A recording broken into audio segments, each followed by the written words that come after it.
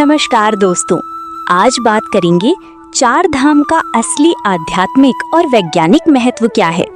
आदि गुरु शंकराचार्य ने 1200 साल पहले हमें ये रास्ता क्यों दिखाया था। पुराने समय में जब कोई इंसान चार धाम की यात्रा पर निकलता था तो वो कोई टूर पैकेजेस या होटल बुक करके नहीं जाता था। रास्ता इतना कठिन था कि लोग अपने परिवार से अंतिम विदा लेकर निकलते थे। महीनों तक पैदल चलना, कड़कती ठंड और समंदर के थपेड़ों को सहना और हर पल मौत के साए में जीना, ये सब कोई धार्मिक सजा नहीं थी, ये एक मनोवैज्ञानिक साधना थी। जब इंसान इतने कष्ट सहता था तो उसे समझ आता था कि जिस पैसे, हैसियत, जाति और तिजोरी के घमंड में वो पूरी जिंदगी दूसरों से लड़ता रहा, इस विशाल ब्रह्मांड के सामने उसकी औकात धूल के एक कण से ज्यादा नहीं है। लेकिन दोस्तों, आज जरा ठहर कर अपने दिल पर हाथ रखिए और सोचिए, क्या आज हम चार धाम के इस असली महत्व का सम्मान कर रहे हैं? आज हमने आदि शंकराचार्य की उस महान त्याग और वैराग्य के विज्ञान को एक लग्जरी टूरिज्म बना दिया है। आज हम पहाड़ों और समंदर के किनारे खुद को मिटाने, अपना अहंकार गलाने नहीं जाते।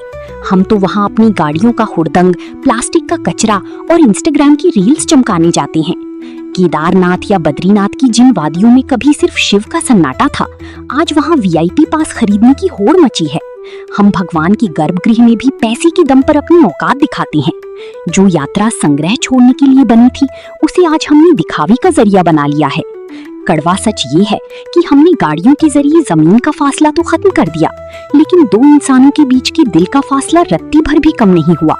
हम जितनी स्वार्थी, जितनी लालची और जितनी घमंडी घर से निकलते हैं, उतनी ही खोखले मन के साथ वापस लौट आते हैं। अगर चारों धामों के चक्कर लगाने के बाद भी हमारी स्वभाव में सादगी, करुणा और विनम्रता नहीं जागी, तो यकीन मानिए हम धाम नहीं गए थे, हम बस एक बहुत महंगा और पाखंड से भरा पिकनिक मनाकर लौटे हैं। अगली बार जब आप चार धाम की बात करें या वहां जाने की सोचें, तो सिर्फ कैमरे में तस्वीरें कैद करने के लिए नहीं, बल्कि अपने भीतर छुपी उस सच्चे और शांत इंसान को जगाने के लिए कदम बढ़ाइएगा।